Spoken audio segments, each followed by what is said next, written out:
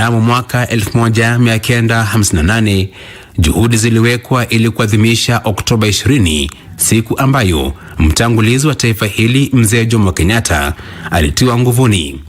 Kenyatta alitambuliwa kuwa kiongozi shupavu na alikuwa kiongozi wa chama cha Kenya African Union KAU wakati huo. Tangu mwaka 1942 Kenyatta aliongoza chama cha KAU huku akitekeleza mabadiliko katika chama hicho yaliyopinga sera za wakoloni. Hatua hiyo ilisababisha Kenyatta atiwe nguvuni mwaka 1952 akiwa na wanasiasa wenzake Bildad Kagia, Paul Ngei, Kungu Karumba, Fred Kubai na Achieng Oneko ambao baadaye walifahamika kama Kapenguria 6. Will you press for the release of General Kenyatta? Certainly, yes. How? Again, by intensifying our efforts and more pressure on the British government and also the Kenya government, and using whatever influences we have gained from this present constitution for further efforts to secure his release. Viongozi wengine mashuhuri wa chama hicho kama vile Mboya walipendekeza kuwa siku ambayo Kenyatta alikamatwa iadhimishwe kama siku ya uhuru au siku kuu ya kitaifa. Kwamba ilikuwa siku ya machozi, ilikuwa siku ya huzuni kwa watu wetu wengi. Na mimi nasema watu wetu wengi sababu kulikuwa tu na sehemu kidogo ambayo ilikuwa kifikiri wabeberu wataishi milele katika nchi yetu. Na ndio nilisema katika misemo yangu kwamba tuliwasemehe hao, sababu kama tungekumbuka vitendo vyao vichafu tungekasirika. Lakini mimi nikasema tuwasemehe sababu hawakujua wafanyalo. Siku kuu ya kwanza ya Kenyatta Day iliadhimishwa mwaka 1962. Miaka kadhaa baada ya uhuru, sherehe hiyo iliadhimishwa ambapo msafara wa rais ulipita katikati ya jiji, wananchi wakishangilia na kuhitimishwa na hotuba ya rais.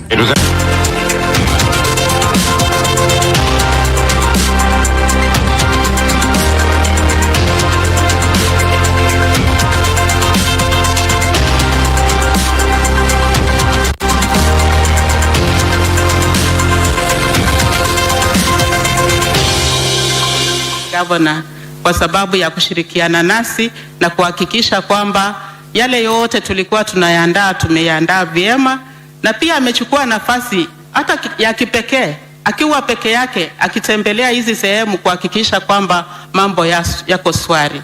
It's an exceptional partnership na tunaomba kwamba tuendelee kushirikiana kwa pamoja ili tuhakikishe kwamba sherehe yetu iko sawa sawa. Asanteni sana, karibu Mashujaa, karibu Kwale.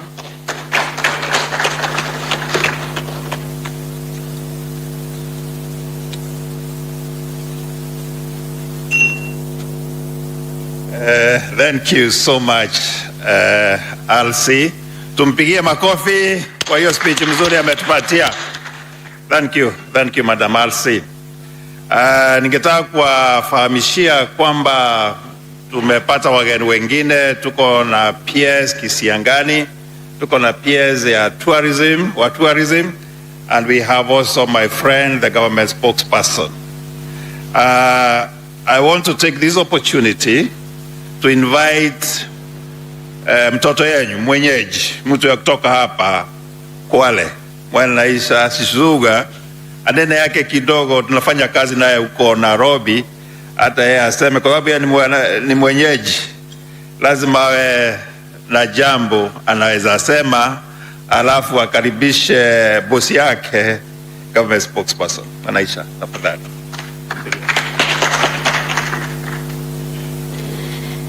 Naam, Madam RC Roda Onyancha, msemaji wa serikali Daktari Isaac Maura, PS Utalii John Olotua, na PS wetu katibu mkuu wa mawasiliano na utangazaji Profesa Kisiangani, na wanahabari mlio hapa na wenyeji wa Kwale, hamjambo. Wale Waislamu, asalamu alaikum. Naam, natumai nyote msalamu wa salimini. Mashujaa imefika haijafika. Waswahili wasema haiwi hatimaye huwa. Na ile siku ilikuwa tunaisubiri kwa hamu kuu hatimaye imetimia, kwani kesho tarehe 20 mwezi wa 10 kaunti ya Kwale inaweka historia katika mkoa wa Pwani na taifa kuwa kaunti ya kwanza kuweza kusheheni ama kusimamia sherehe kubwa ya Mashujaa Day. Ilikuwa ni miaka 61 tangu Kenya iweze kupata uhuru wake. Kwa hivyo tunawapa hongera kwanza kwa uongozi wa kaunti, kwa uongozi wa Pwani, idara za usalama, kuhakikisha kwamba mipango na harakati zinaendelea vizuri na vile vile mipango kamilika, ili tayari wa Kenya kutoka maeneo mbalimbali waweze kufika na kujumuika na Rais William Samoei Ruto katika maadhimisho ya siku ya mashujaa kote nchini. Mimi yangu ni mafupi tu, ni kutoa shukrani za dhati kwa serikali kuu kwa kuweza kuwekeza katika eneo la Pwani, haswa katika kaunti ya Kwale ambayo mimi ni mzaliwa wa hapo. Maana wanasema mgeni njoo mwenyeji wa pwani, na wale hawajafika Kwale madukani nafikiri wakati umefika waweze kufika ujionea. Maana stadium sasa imeimarika, barabara zimetengezwa na vile vile utalii umeweza kukua. Tumewakaribisha wageni wengi kutoka maeneo mbalimbali hapa nchini. Wengine itakuwa ni mara yao ya kwanza kufika hapa Kwale. Lakini nawasihi vile vile wenyeji na wakaribisha mjitokeze kwa wingi kwa wakati ufaao, ili waweze kujumuika na kusikia yale mazuri ambayo serikali imeweza kupanga. Mada kuu ya Mashujaa Day ya mwaka huu ni masuala ya affordable housing. Na eneo la Pwani ni mojawapo ya maeneo ambayo yamefaidi pakubwa kupitia mpango wa affordable housing. Miradi hiyo ikiwa maeneo ya Kwale, ikiwa katika kaunti ya Mombasa ambao tayari mingine imeshakamilika, na ukiangalia mtazamo wa Kenya nzima tumeweza kuajiri zaidi ya vijana 200,000 kupitia mpango huu wa affordable housing. Na Pwani vile vile vijana hawajaachwa nyuma, wameweza kupata ajira katika mfumo huo wa affordable housing. Leo si siku yangu, wakubwa wangu wako hapa, lakini nawatakia kila laheri na kuwapa mwaliko wa Pwani wote, wa Kenya wote pale walipo waweze kufika katika uwanja Kwale Stadium kesho asubuhi mapema kuanzia mwendo wa saa 12 waweze kujienjoy na kujumuika na kusikiliza ujumbe wa rais. Vile vile natumai itakuwa ni mara ya kwanza wa Kenya kuweza kuona naibu mpya mgeni wa taifa la Kenya, Profesa Kithure Kindiki. Tunampa hongera na tukimtakia kila laheri. Na kwa sasa basi moja kwa moja namkaribisha na mwana PS Tanui vile vile ameweza kuwasili. Karibu bwana katibu, karibu Kwale County. Na sasa basi namkaribisha msemaji wa serikali, Mheshimiwa Daktari Seneta Isaac Mwaura.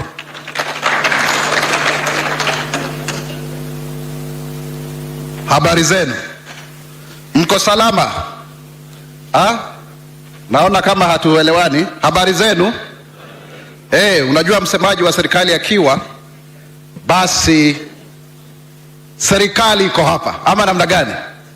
Na tuko hapa na viongozi wetu. Asante sana Mwanaisha, naibu wangu wa kutoka hapa Kwale, ambaye amekuwa akituwakilisha katika maandalizi haya. Na watu wa OGS tafadhali simameni tuwaone. Watu wa afisi ya msemaji wa serikali tusimame kidogo, tuwapigie makofi. Asante sana, mnaweza kuketi. Tunashukuru PS Kisiangani, PS Tanui na RC wetu, na kule kujumuisha kwa pamoja kwa serikali katika idara tofauti, ambapo tunashukuru kuona PS rafiki yangu PS Ololtua ambaye ni wa idara ya taifa ya utalii ama idara taifa ya utalii, na wafanyikazi wale wengine wote ambao wako hapa. Namuona RC Bionyancha na command structure yake hapa. We are very delighted to work with you, members of the fourth estate, because without you we cannot be able to transact as a government. In fact and indeed, the relationship between the government and the media is that of Siamese twins, because we are joined at the hips. Why? We who are in the government, both national and county, work very hard to ensure that we deliver to the people who made it possible for us to be in power. So we have a responsibility to superintend over the public affairs in the most transparent, in the most economical, in the most efficient way in order to procure the best interest of the people. And so therefore, the idea of decentralizing national celebrations has come in handy because it speaks of the spirit of the 2010 Constitution, in that now we have a partnership between the national and county governments, such that some of the goodies that are left behind is a whole stadium that can be used for local sports and such other activities. And I'm very happy to see that this whole visit, this whole tour of duty is not just another inspection of the guard of honor. Kama vile Waswahili wanasema kukagua gwaride la heshima. We have tangible things that we can speak about. Number one, we have a whole stadium of 10,200 capacity. We have a mini state lodge. It's unfortunate that maybe somebody will be misplaced, but that's it, because it's an upgrade. And it is also true that consistently, as PS Tourism was informing me, that Diani has been voted as the best beach in Africa for so many years now. It is the fastest growing airport, and so this is the place to be. In fact, I was joking with PS Kisiangani. I'm asking him, where did he sleep? And he's telling me he's sleeping at North Coast. So I think we envy each other, because this is a better place, it's more calmer. Now, when you look at the history of our republic, at independence, there were three things that the government at that point in time were trying to resolve. That is poverty, ignorance, and disease. But if you look further, the social paper that was presented in England in similar circumstances in the 20th century, they added two things: squalor and idleness. Now, looking at the bottom-up economic transformation agenda, ladies and gentlemen, those are still the five things that we are trying to deal with in terms of our pillars. If you talk about poverty, it's about jobs. If you talk about ignorance, it's about education. If you talk about illness, it's about better health care. If you talk about squalor, it's about housing.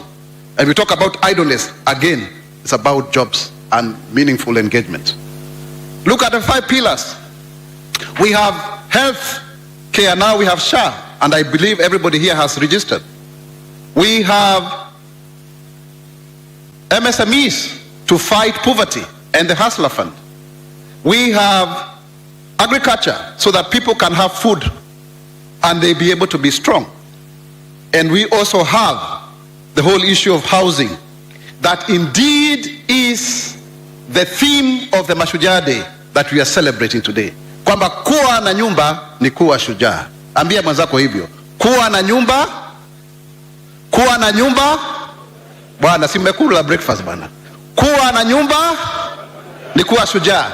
So please let us register 832# and get an opportunity to own a house. Never before in the history of the Republic of Kenya has any government been able to build so many houses at a go. Currently, we are going towards the mark of 124,000 houses. And the target, as per the President William Ruto, we are targeting between 200 and 250,000 houses a year, with an aim of constructing over 700,000 houses by the end of the 5 years. So ladies and gentlemen, if you have your 2 million shillings, you can get a 2-bedroom house across the country. In fact, if you go to Muranga in Mackenzie, with only 960,000, you can get a bed sitter, otherwise known as a studio, and you only need to pay 10%, that is 96,000. So many people take the opportunity. Don't belabor the point, don't be a naysayer. Many people will be homeowners as you wait. And I want to urge my fellow public servants that when we get that deduction, that levy, even if you own a home, even if you are servicing another mortgage, it is for the benefit of other fellow Kenyans. Is the spirit of democracy and equality. So ladies and gentlemen, I think this is a great opportunity. I know PS Kisiangani will be speaking further, but I want to call you and urge members of the fourth estate to help us to tell this story of affordable housing by bringing out the experiences of the beneficiaries so that we can show to Kenyans that indeed we are living up to the expectations as per the promises that we made when we were campaigning. I believe Kenya is a great nation. Kenya is a wonderful country. Kenya will move far despite the naysayers, despite the evidence to the contrary. I am an optimist and a patriot, and I believe that all of us will work together to join hands to ensure that we achieve the dream that is Kenya. Kenya itainuka. Kenya itasimama. Kenya itanawiri kwa umoja na uzalendo. Mimi ni Mkenya mzalendo. Je, wewe? Asanteni sana.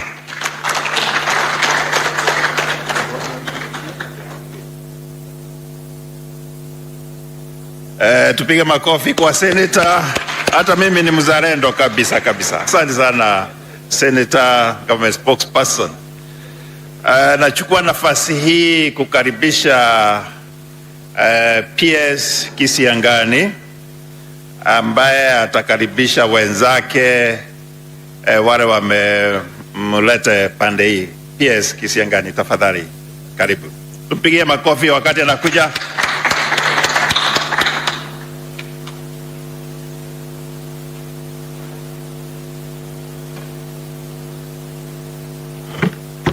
Asante sana, asante sana.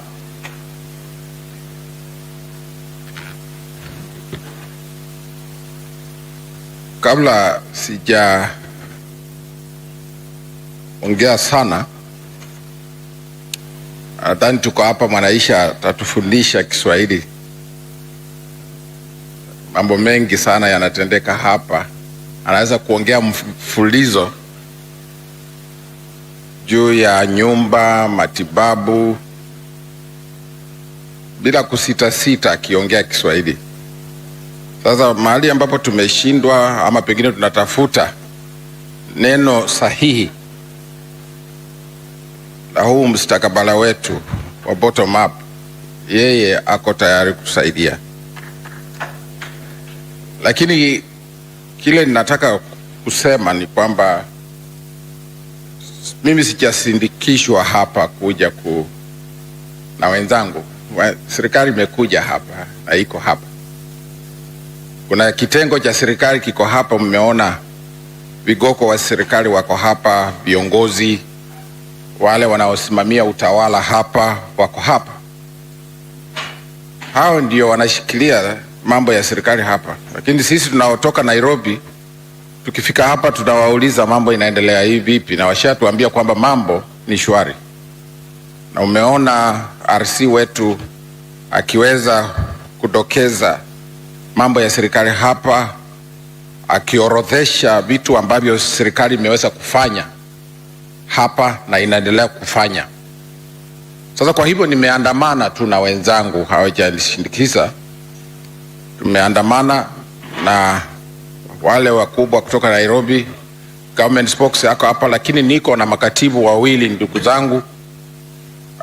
Umeona kuna katibu wa utalii Bwana Olotua John yako hapa. Katika wizara yetu tuko na makatibu wawili, mimi na Bwana Engineer John Tanui yako hapa. Sasa kabla ya kuendelea, ningeweza kuwakaribisha kwa sababu sisi huwa tunatembea kama serikali moja, hatuna mgawanyiko. Na mambo ambayo Olotua anaongea ama katibu yoyote anaongea ni mambo ambayo yanawakilisha serikali nzima. Kwa hivyo nawaalika, wakitaka waongee kimvita, wakitaka waongee chichifundi, waongee kimrima, waongee kiamu, Kingwana, Kimtangata, lakini ama waongee Kiingereza waweze kuelezea mambo mafupi tu kuhusu sehemu yao ya kazi, ili basi wanipe ruhusa mimi naye nianze kuongea. Asante sana. Sasa nataka kuanza na ndugu yangu John Ololtua aweze kuongea kidogo juu ya utalii hapa pwani na katika Kenya yote nzima. Asante sana.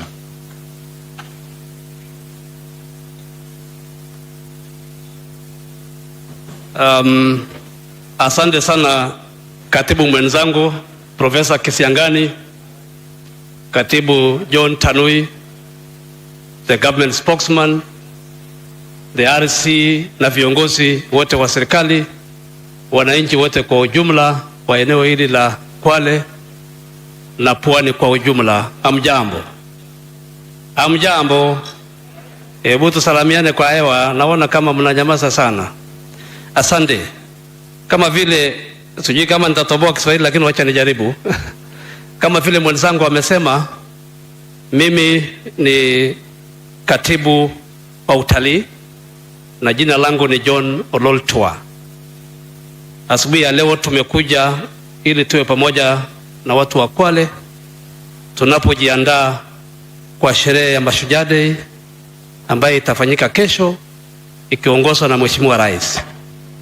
Na mimi sitakuwa na mengi ya kusema. Jambo la kwanza, mambo ya utalii ni muhimu sana katika nchi yetu ya Kenya, maana ni mojawapo ya kuinua uchumi ya nchi yetu, na pia inaweza kusaidia mambo ya utamaduni wetu na mazingira yetu na mambo mazuri ambaye tuko naye kama Kenya. Lakini kwa sababu leo tuko Kwale, pengine niseme tu jambo moja ama mbili ambaye inahusu Kwale County. Jambo la kwanza, nataka kuwapongeza kwa sababu beach ya Diani kwa miaka mingi sana imekuwa eneo la leisure ama starehe pamoja na mikutano, na nafikiri hata kuweka Mashujaa Day katika eneo hili ni mojawapo ya kuinua hapa kama a MICE destination. Diani Beach has been endorsed as the best beach in Africa kwa upande ya usafi, kwa upande ya amani, na kwa upande pia ya upokezi ya wageni. Na kwa hivyo sisi kama utalii ama Ministry of Tourism and Wildlife, kuna mambo mengi ambayo tunajaribu kuangalia katika eneo hili. Mojawapo ni capacity building. Tumekuwa tukiungana pamoja na stakeholders of the tourism industry kuhakikisha ya kwamba tumeweza kufanya capacity building ili watu waelewe vile ya kupokea wageni na yale mambo mazuri ambayo yanaweza kufanyika. Jambo la pili ambayo tulifanya tulipokuja kufanya mkutano pamoja na gavana wa eneo hili ni kujaribu kuangalia yale mazuri ambaye tunaweza kuongeza ili tufutie watalii. Najua tuko na beach, lakini pia tulisema tuongeze mambo ya utamaduni, tuongeze mambo ya wanyamapori, na tuongeze mambo ya gastronomy ama chakula zetu za Kiafrika.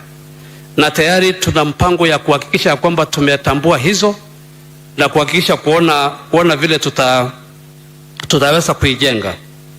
Sisi kama tourism pia tulihusika pakubwa katika Ukunda airstrip ambayo tuliweza kutoa pesa kupitia kwa Tourism Promotion Fund ya kuexpand hiyo airstrip. Na wakati huu, kwa sababu najua utalii inategemea mambo mengi sana, mojawapo ni air travel, ya pili ni mabarabara, ya tatu ni mahoteli kama hizi ambaye niko na furaha sana maana nilipata ripoti ya kwamba zimejaa, na sio hapa Kwale peke yake, lakini imejaa katika nchi yetu ya Kenya kwa sababu wageni wanaendelea kukuja. Na kwa hivyo hiyo Ukunda airstrip ambaye tuliweza kusupport through the Tourism Promotion Fund, tunazidi kuona kama kuna mambo mengine ambayo tutafanya. Tumeshaongea na gavana, kuna mambo ya beach cleaning pamoja na street lights na pamoja na map of Africa. Tuli-identify pia kuna eneo hapa ambaye ina picha kama map of Africa, na tulisema tutakuja kuona vile tunaiinua, just the way we want to see what we can do about Mombasa Old Town as an attraction site for tourism. Kwa hivyo mimi sitaki kusema mengi. Yale mambo ambaye pia tunafanya pamoja na Ministry of Transport ni mambo ya air transport. Anafikiri mnajua now we have a direct flight connection, Fly Dubai and many other airlines that we are trying to see whether we can have direct airlines also to Mombasa, ili tuweze kupata njia ya kufanya wageni wakuje. Kwa hivyo kwa upande ya utalii nikimalizia, sisi tuna focus mambo karibu mawili. Ya kwanza ni kuona tutainua namna gani zile products ambaye tuko nazo. Najua tuko na safari, tuko na beach, lakini sasa tunataka kuongeza zile pengine ambaye hatujatangaza vizuri, ili tuweze kutangaza. Na vile profesa amesema tunafanya pamoja. Kama utalii inategemea kila department iweze kufanya kitu ndio wageni wakuje, kwa sababu lazima iguse immigration, iguse transport, iguse security, iguse county government, iguse the private sector, iguse nyinyi waandishi wa habari kama watu ambao wanapenda nchi yao. Nyinyi pia mko na jukumu, si hata bila kuelezwa na waziri wa utalii ama PS wa utalii, nyinyi pia mko na jukumu katika villages zenu ama pale mnatoka ku identify kile kisuri ambaye iko hapo na muweze kuiproject, because utalii ni kusema ukitengeneza ikuwe mzuri na useme iko, watu watakuja tu. Kwa sababu mimi kama PS wa utalii, ile furaha yangu sana actually ni kuona wageni wamekuja wamejaa Kenya. Sasa hizi tuko na zaidi ya 2 milioni, na tunatoka end of this year tupate 2.5 million, 2027 5 million. Lakini nafikiri mimi naweza kuwa na raha sana nikisikia tumepata watalii 10,000,000 wamekuja katika nchi yetu ya Kenya. Kama hapa Coast Wedding Tourism tayari tunaongea na Attorney General's Office kuona vile tutafungua hiyo njia ya wedding tourism. I know our neighbor Uganda wanapendanga kuja hapa sana kwa mambo ya wedding tourism. So sitaki kusema mengi.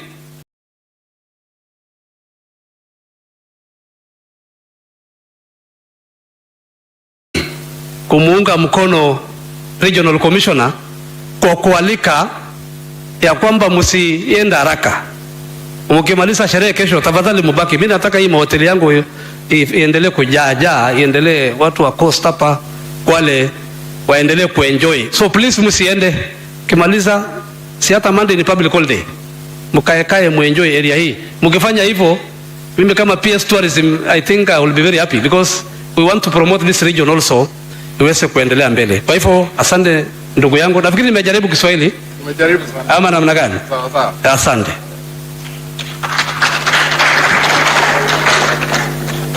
Amefanya vizuri sana, ameongea vizuri.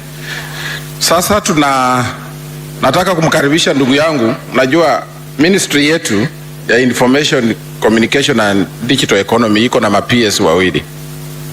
Mimi ni PS wa Broadcasting na Telecommunication, lakini kuna mwenzangu anasimamia mambo ya digital economy, mambo ya digitization ya serikali. Mambo yote hiyo inafanywa na mwenzangu Engineer John Tanui. So we are twins. Don't be surprised that we are here, the two of us. We always will find a way of locating each other. So I don't know, is the bigger twin maybe, I'm the smaller twin and the noisy one. So Bwana Engineer Tanui, please come and say a few things to our people before I speak.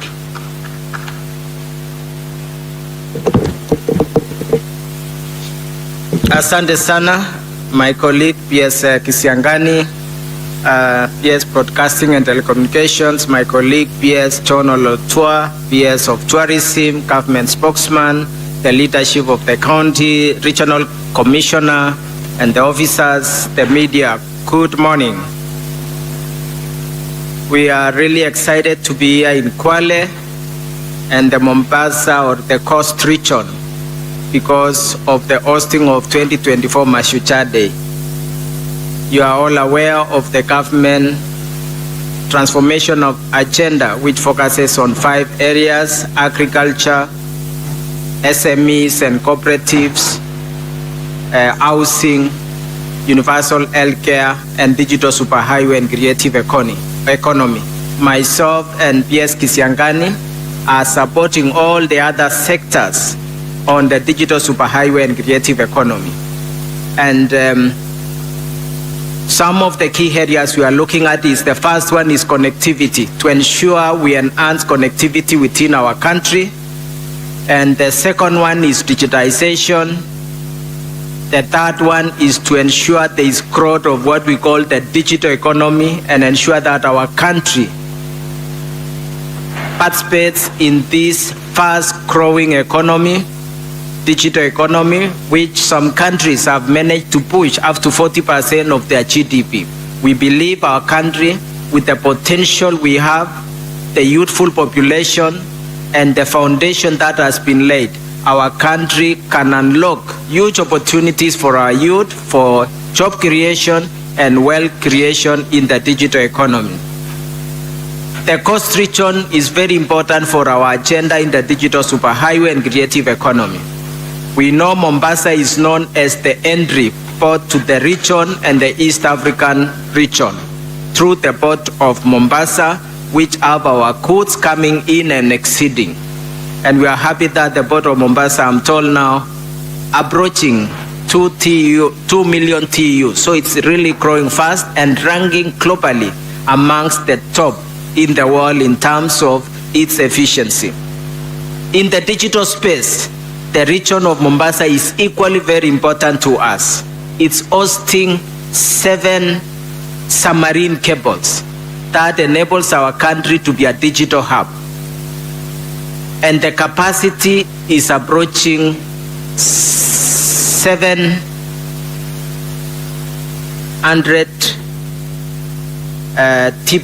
TPs. So it's a huge capacity that is enabling our country to really position itself as a global digital hub. Yesterday, we had a chance to visit some of our important facilities here in Mombasa. We owe some of the global data centers that are serving the global digital space here in Mombasa because of this abundant connectivity. And we are attracting more such investment in our country to attract high quality jobs for our people, and we're very happy to meet engineers, mechanical engineers, electrical engineers, and IT engineers who are supporting this infrastructure hosted here in our country. We want to position this region, the coast region, to be a digital hub to connect the rest of the world. We're expecting the head cable to land very soon here in Mombasa, and will position our country better. And when we talk now of additional 100,000 kilometers, is now to ensure we connect every part of our country. We've connected all our county headquarters, our sub-county headquarters, and we are now going down to the world level so that each of the digital hubs we are building is connected. As of now, 274 digital hubs have been established, of which a large number of them are also here in the coast region. Over 20 of them are already operational in the county, in the coast region. Here in Kwale, we are actually launching one soon after this with the Member of Parliament, Honorable Fasal, and Senator Miraj, who is also the Vice Chairman of the Senate Committee of ICT. And we are also enhancing connectivity. We have already connected 35 institutions in Kwale County. And we have also a special arrangement now with Kenya Power to connect institutions with the support of funding under Universal Service Fund under BS Kisiangani. We are going to connect 51 public institutions here in Kwale. Across the coast region, we are going to connect 236 public institutions in the short term, but we are also planning to connect more institutions through the same funding, and also through the funding we have got called the Kenya Digital Economy Acceleration Program, a funding under the World Bank project. So this region is important for us as we're doing across the country. we will ensure connectivity is done in the coast region, in Kwale, and we also ensure that we build the digital hubs in every ward, working in partnership with our members of parliament. This week also we have been in Mombasa under what we call Pwani Innovation Week, an event which is on its 5th year, enabling our young people to showcase their talent and their ideas and their innovations and startups. And we are very excited to be part of that session and engaging with the youth this week. And we were there the last 2 days to see how the startups of this country can move to the next level. And our government is committed to see that we support the growth of startups, because this is the area that will enable creation of jobs and enable our country to have companies that in the future will be the equivalents of Samsung's, equivalents of Microsoft, equivalents of Facebook, that are indigenous to our country, and we are laying the foundation to make that possible. I don't want to speak beyond there, but 2 other things we are doing in respect to connectivity. We worked with the private sector also to see that broadband is not just the physical connectivity, how to enable our citizens to have smartphones. And we engage our private sector, and we are very happy that our country has started seeing assembly of smartphones here in Kenya, manufacture of electronics. So it's a new thing which has happened within the last 2 years. We have now phones which are locally assembled here in Kenya. Over 2 million phones have already been assembled in the country, and it is creating something new which was not there before. We will see the rise of electronic industry in Kenya for our own local consumption and a potential for exports. We are also laying the foundation for what we call the semiconductor industry.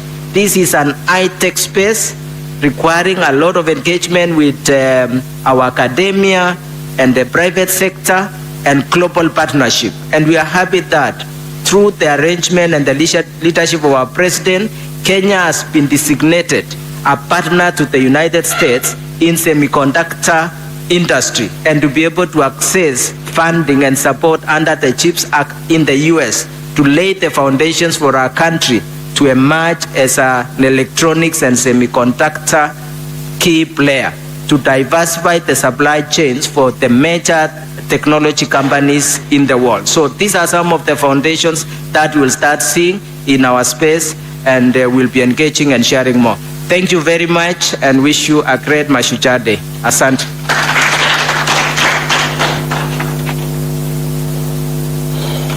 Thank you. Thank you very much, PS Tanui. Recognizing that many people have different engagements today in the countdown to Mashujaa, I just want to highlight a couple of things. I'm not very good at reading speeches, and that's why I'm sometimes a very difficult person to work with. My staff prepare for me things and I throw them away. It's like a child who throws away a blanket when it is very cold. So I enjoy talking to people directly rather than reading speeches. We are addressing a very, very important institution in our country, the media. Ladies and gentlemen, as we celebrate Mashujaa Day, it's not for lack of reason that we called this breakfast meeting and to talk to the media. The media, contrary to what people believe and what they keep talking about, the media is part of government. If you ever counted yourself out of government, you don't know your role. If you go back to the history of the media, you remember during the French Revolution, the media were critical in transforming France. That is where the name Fourth Estate came from. The First Estate, according to Baron Montesquieu, who you have come across when he was discussing about the separation of powers, the first branch of government is the legislature. These are people who make the laws. The second branch of government is the executive. And the executive implement the laws and policies which have been passed by the legislature. The third branch of government is the judiciary. And you see it works in Kenya. The judiciary arbitrates disputes and interprets the laws which have been passed by the legislature. The fourth branch of government, which is the overall police officer on the three branches, is the media. So members of the Fourth Estate in this country should stop thinking that they are not part of government. And we have come here deliberately as members of the executive, and I want to emphasize this. The people you see here as members of the executive, the PSS, the government spokesperson, and the administrators here, hawa ni watu wa mkono wa rais. Because the head of the executive is the president. So you are looking at watu wa mkono wa nani? Wa rais. So sisi ni watu wa mkono wa rais. Lakini hawa watu wa mkono wa rais cannot work alone. That is why they have come to say, let us explain to another branch of government.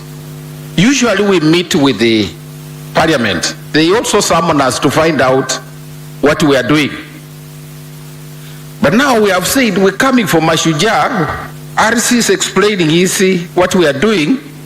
We would like to tell our story to the overall policeman of the branches of government that I've just talked about, the Fourth Estate, the media.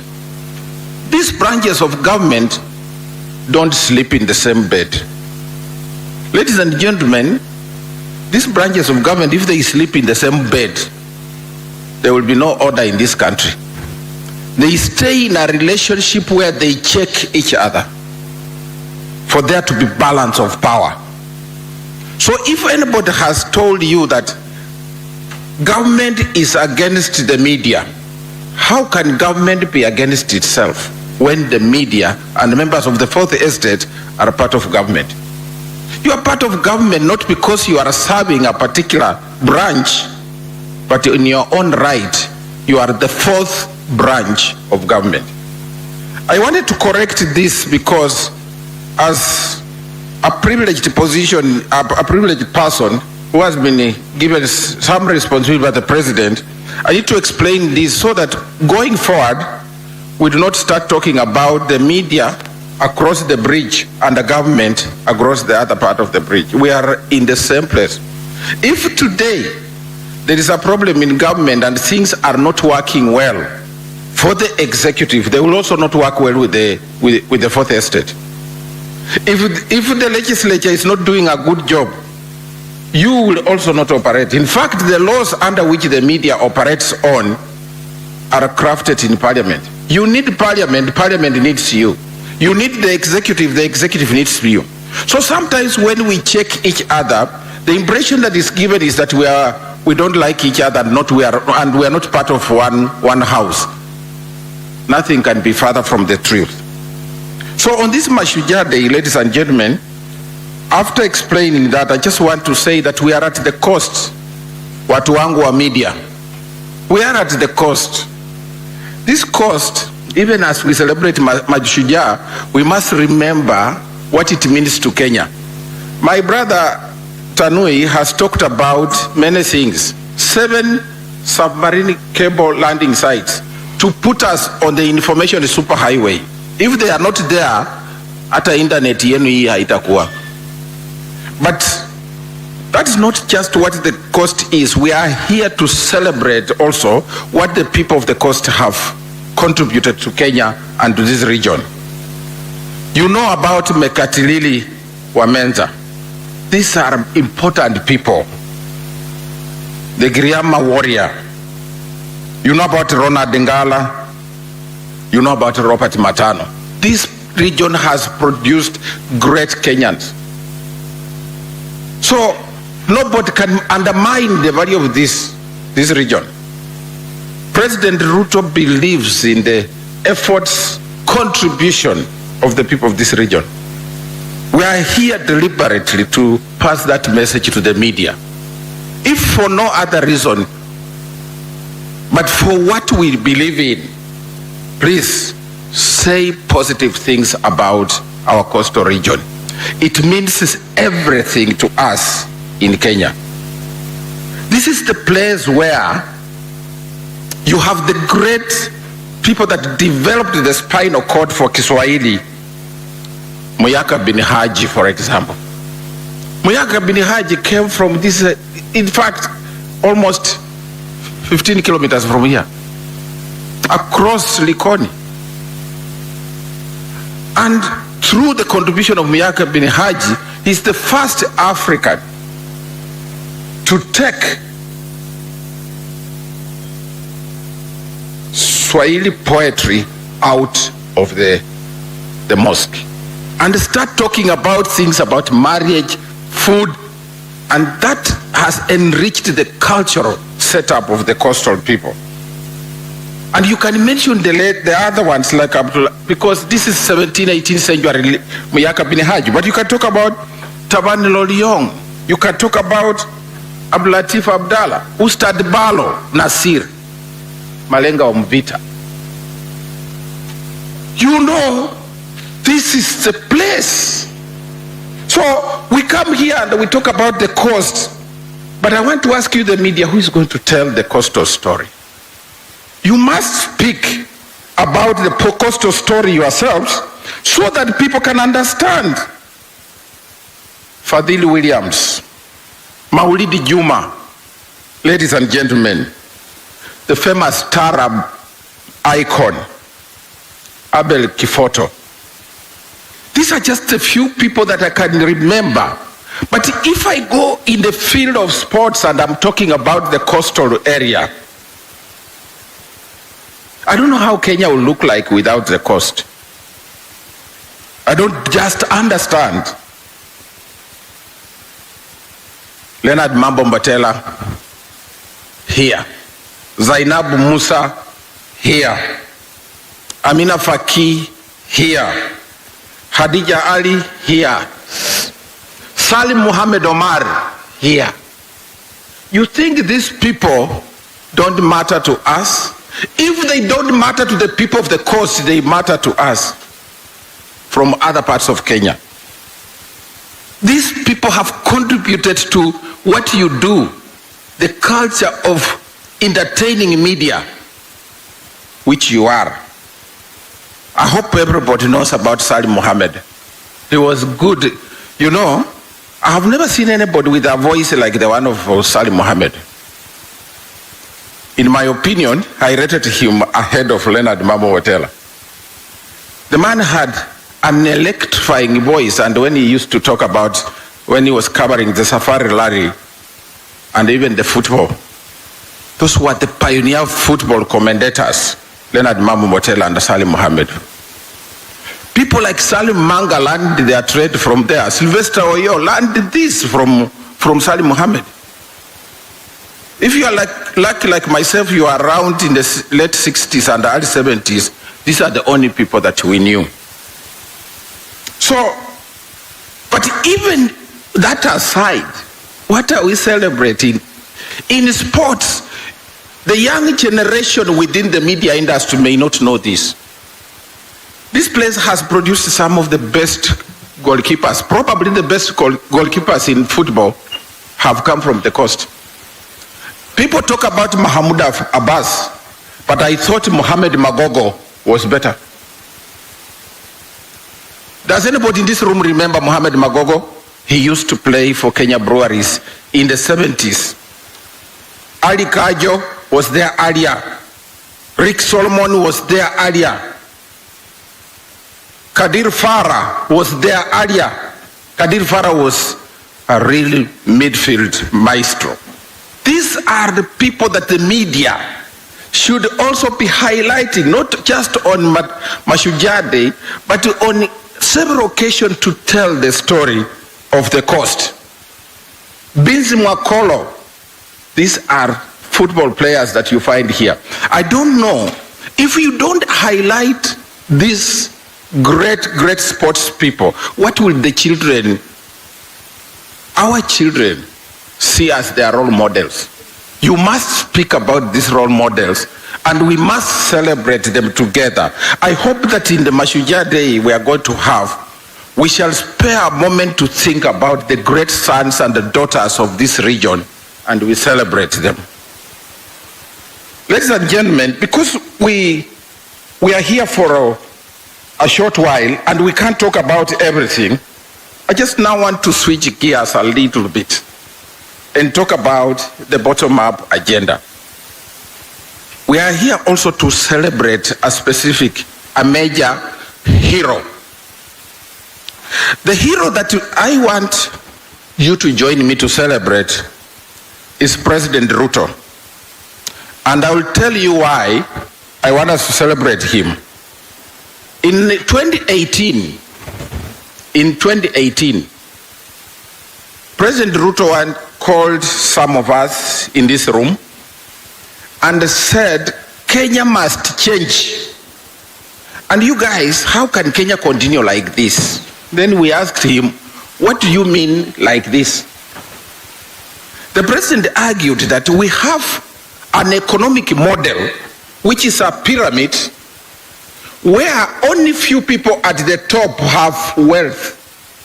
And we invest in them so much, and the thinking is that the poor people below the pyramid, if you can draw a triangle in your mind, the many people who are poor below will benefit when you have very few people at the top who own industries and their wealth can be shared and it can percolate downwards. So he said, if you look at the statistics of Kenya in 1963, Kenya was richer in 1963 than it was in 1970. In fact, by 75, poverty levels were increasing, even when our policy was that we must fight poverty, disease, and ignorance. By 1980, poverty levels were increasing again. It has reached a point where it is unbearable because the model we use is the top-bottom. But even when your brother gets some money, kumuomba pesa akupatie ni vigumu. Sometimes you come from families where you have one rich person, but that wealth can't percolate down to you. Your brother can't pay for you school fees continuously and you are alive.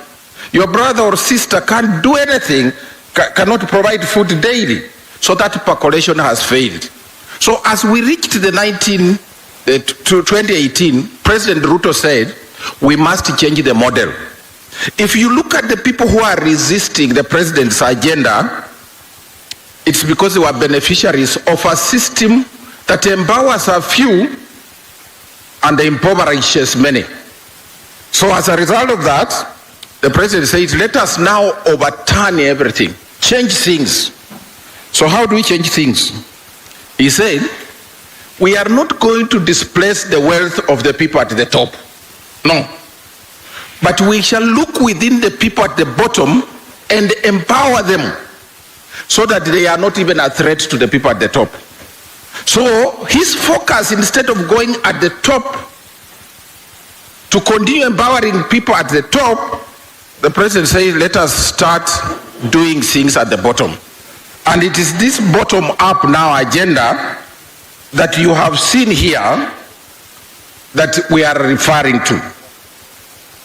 So what did he do? You don't empower people at the bottom by doing affordable housing, do you? The people at the top don't need this affordable housing. You don't empower people by doing small businesses at the top. They are already doing big businesses. You don't empower people by universal health care to give people a lot of money if already people can afford to go to Aga Khan Hospital, the big hospitals, why would you do universal health care? They already can afford that. So the president says, so this bottom-up agenda basically focuses on the lower part of the pyramid. So that's why we have what Engineer Tanui talked about, affordable housing, food security and agriculture. These people at the top don't have a problem of food. They will still import food. But as I talked elsewhere, there is a problem in Kenya. If the president is focusing on the lower part, who is he empowering? These people seated here and even others who are not here. But why would then people say they don't want? I will just explain that shortly, because this is the gist of the matter about Madaraka. When you put up a house, Mwanaisha has said, several houses have been put up, some are almost complete in Mombasa County. Here, Kwale, everywhere, across the country. What does housing mean? Members of the media, this one is for you. Please understand the president properly. There has been this description that why are people being given houses and they don't need houses? You know what? The thousands of houses which are being put up have a multiplier economic effect. Housing is not just about houses. I want to emphasize this. When you put up houses, mtu wa matofari pia anapata kuuza matofari yake, small businesses. When you put up houses, mtu wa stima. When you put up houses, hardware, mtu wa mchanga. Housing is about jobs. We are not saying we are going to put up 52 million houses in Kenya. But through the housing scheme, we shall create jobs. Now, we have a different approach to building houses. You know, you have to put many things. The plumbers will come there because we want water to go into that. How many jobs can you create? Just do the calculation yourself. Even when you put up your own private house, see how many people pay school fees as a result of your construction. So, the other bit that has not been coming out in this agenda of housing is not just the jobs thing, but also there is this bit about agriculture, land, and food security. If you look, and I give this example because maybe Mombasa is different, but if you go to Nairobi, this area around Ruaka, this area around Kiambu now, which used to produce a lot of viazi, potatoes, is now being swallowed by concrete. You know the famous Tatu City is being swallowed by concrete. So until we plan properly and take the housing schemes to areas which are not agriculturally productive, all the agricultural land which produces food is going to be swallowed up. And we shall not have anywhere to produce food. So also the housing, planned housing, is about food security. These things, as members of the media, you should highlight. And the president has talked about these things several times, changing the model, the economic model, to address the problems at the bottom, and also coming out with these 5 pillars. And now we are talking about housing. So as we are in Kwale now, we are celebrating one pillar of the president, affordable housing. Maybe next time we come, we shall be talking about agriculture and food security. But just to highlight something small on agriculture, you see, across the country, I come from the western part of the country. I'm telling you, the food available on our farms and homes, lazima tutafute market. If we don't look for market, we need to quickly rush to build these aggregation centers to store the food so that the market, we can sell when it's right. But we used to service Malawi, Zambia 2 years ago, because that's where we were importing food. Now we have food security, because of good fertilizer given to us and a good seed. The money you will save for paying for food expensively from Malawi, you can pay school fees. Ladies and gentlemen, even when this is happening, and this is the crux of the matter, which I want to share with you, when these changes are happening in the country, you will hear noise. You people, as our friends, as a branch of government, very important in publicizing government policy, you must read, do research, and work with the truth. You are intelligent people. You must go around. What informed this kind of thinking? Here, we have a problem. This is the problem, ladies and gentlemen. If you have not heard about the Stockholm Syndrome, Kenya's greatest enemy today is the Stockholm Syndrome. And as members of the media, I want to emphasize this Stockholm Syndrome. My colleagues in government are here too, in the executive. Sometime in the 70s, a few thugs raided a bank in Sweden, in Stockholm, the capital city of Sweden. When they raided, they actually arrested the workers there, and they threatened, if anybody comes in from government to rescue the captives, they would blow up the captives. Yeah, you see how dangerous the situation is.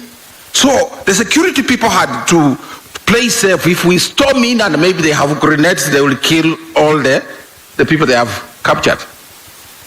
So they sat there for several days. So the government was forced to take food to them. Because if you don't supply the food, even the captives you want to rescue will also be killed.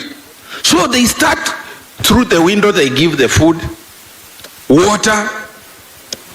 So, you know, as a captive, you cannot pick the food. When you are a captive, you don't pick the food. It is the people who have captured you who go to pick the food. So they start eating the food and then sharing with the captives. Now, finally a plan was developed to rescue the captives in the bank. When they were rescued, and the government declared that these guys are terrorists, those who captured bankers, and therefore they were going to be taken in and jailed. Those who had been captured protested and protected those who had captured them. That's why we talk about the Stockholm Syndrome. In Kenya today, the president and his government are trying to address the problems, the lowest, the problems that affect the base. But the people at the base are being recruited to support those who have enslaved them for 60 years. It is called the Stockholm Syndrome. You reach a point where psychologically you start supporting and protecting and defending those who have tormented you. That is a serious psychological problem which we must all overcome, the Stockholm Syndrome. And so, members of the media, I encourage you, as we celebrate this Mashujaa Day, please help us to fight the Stockholm Syndrome. You assist people, but because they are used to suffering, they support those who have caused their suffering. When the president launches a new medical scheme with more products, people tell you this is not good, we should have continued with NHIF. How many of our people are being taken to India, and that means we sell all our property to have them treated in India. Now when the president says we have a scheme which will isolate these diseases like diabetes and cancer and have them treated for free, you say no, we don't want this. But do you know, as you say you don't know, you know the big hospitals you are supporting. The Stockholm Syndrome. So ladies and gentlemen, and I think government spokes, I think you also need to pick up this story of the Stockholm Syndrome. You support me, you rescue me, from the claws of a lion, and once I'm rescued, and now you say, I've rescued you, so but I'm killing the lion, I start fighting you not to kill the lion, and the lion is charging, and nobody knows who is going to consume next. This one is a very serious matter. So, ladies and gentlemen, we can go on and go on, but we are here as members of government. Maybe in such a forums we make our media close the ranks with us. We want to get closer so that you understand the government agenda. You understand the president's agenda. Please save the president from suffering the impact of the Stockholm Syndrome so that we can deal with these 5 pillars. These 5 pillars, including climate change, which is the 6th one. You know, affordable housing, 1, 2, universal health care, 3, food security and agriculture, 4, medium and small enterprise, 5, information and superhighway and the creative economy, 6, you have climate change and environment. All these things, if we check them, they are dealing with the people at the bottom. Some time back here in Mombasa, you remember these emissions, these dangerous emissions which are coming from a factory with hard metals. It was covered widely. The people who make money are not your common fellows that you meet in a local bar around here. The people who make a lot of money. But do they care about the environmental effects of what they are doing? People with money acquire plots along river banks, and then they sell you. When you build there and there are floods, you are the ones going. You will go with the floods. So, this president's agenda is not about the top bottom. He's talking about the millions of Kenyans who are suffering, and he's saying, let us do something about it, and we can do something about it through those pillars. And when we do that, people can understand, they will improve their life. The final thing that now, as I come down to close my remarks, is therefore, as members of the Fourth Estate, spend some time now, you get back and check the agenda. But after you check the agenda also, understand the president's philosophy. What is the president's philosophy when he picks this agenda? 5 pillars. It is about empowerment. So when I was listening to my colleagues, John Ololtua talking about hotels, give people jobs, so that people earn a decent job, they are empowered. You need dignity. If you are a husband, you go home without food, your capacity to be a father is undermined. You are a mother, you go home, you have nothing. So creating jobs brings dignity to our people. So the president's agenda is empowerment. And so he wants to empower people so that they can transform their lives and not be dependent on others. Ladies and gentlemen,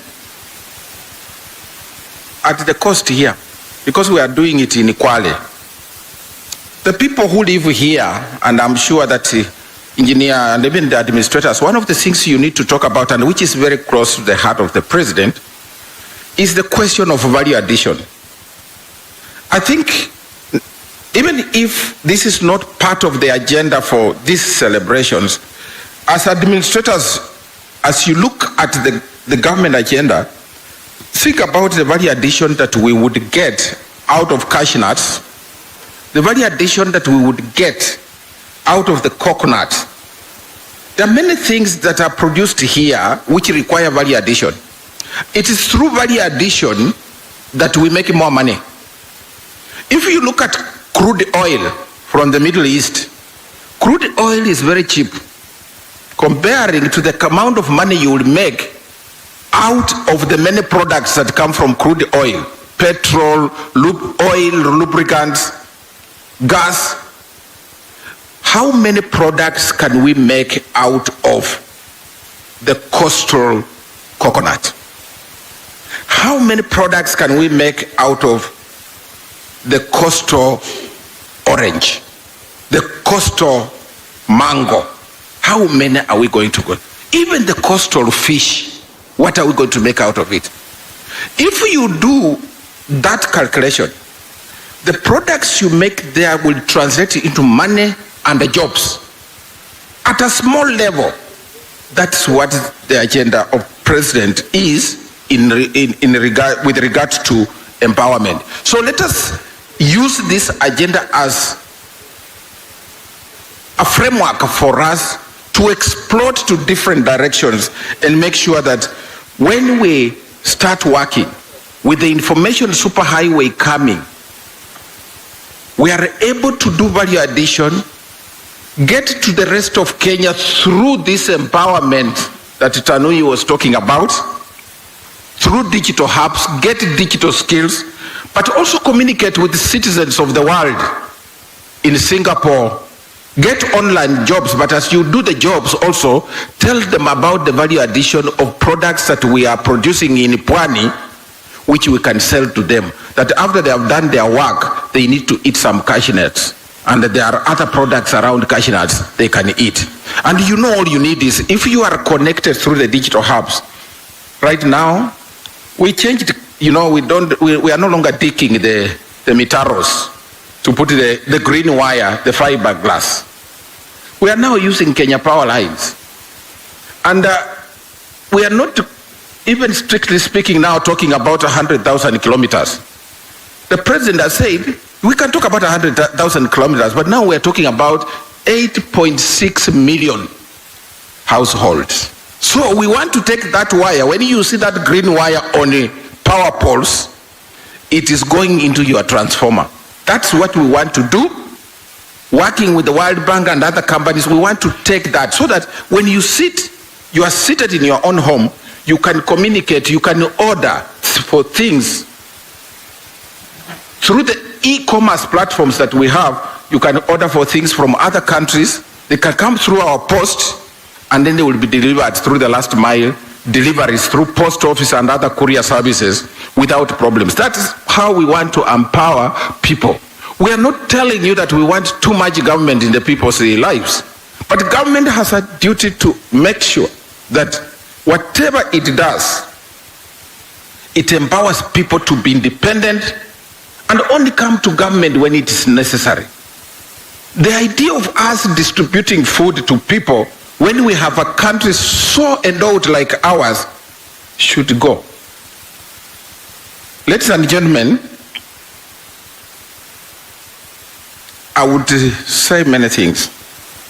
But for now, because I know the bigger leaders are also coming tomorrow, they will have the idea, but for us as government, we have communicated what you think, and I'm sure if you were to give me some marks out of 10, you will say, if you are fair, because some lecturers are not fair, but if you are fair, you will say, Mwalimu has got some 5 out of 10 in explaining what the government is doing. So, what I have not done, members of the media, because there are some areas you are better than most of us, please help us to explain this to our people so that the disinformation we see around does not take root and does not take shape.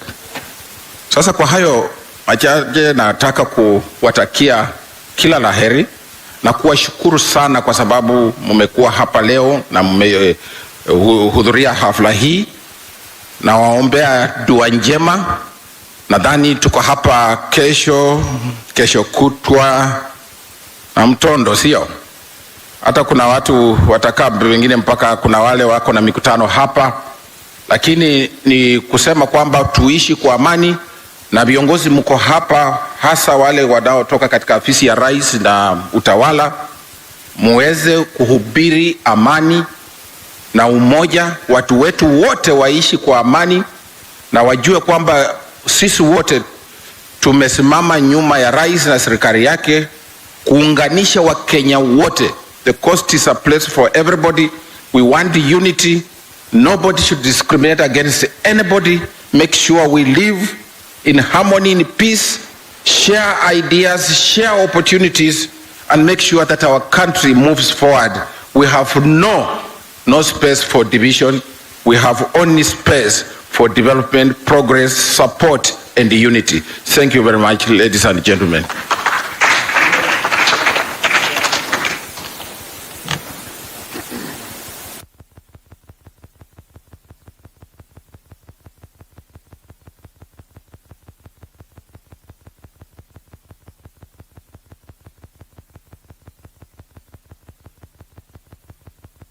Mmepata vile mmetueleza. Nataka kuannounce kwamba tutaenda kwa Q&A. You are media and you must be having issues you want to have clarity on it. And Mr. Kamere will be able to handle that session. But also I want to announce that I have the chief guest speech, the RC. You can get both the hard copy and the soft copy from Mr. Kinoti. Kinoti stand? Yeah, that is Mr. Kinoti. You can be able to access the speech from the RC, both in soft and hard copy from that gentleman. For this session, the Q&A, because of the time has gone, is almost some minutes to 11.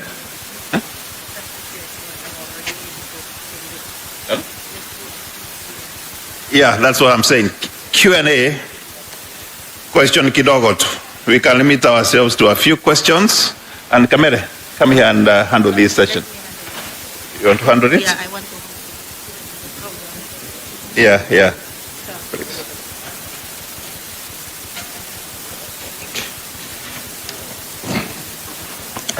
Good morning, PSS government spokes, members of Ngao, colleagues from the media. My name is Matthew Amere from the President's communication team. Just want to take you through a quick rundown for tomorrow. Then we agree on the logistics about how we move. I propose that we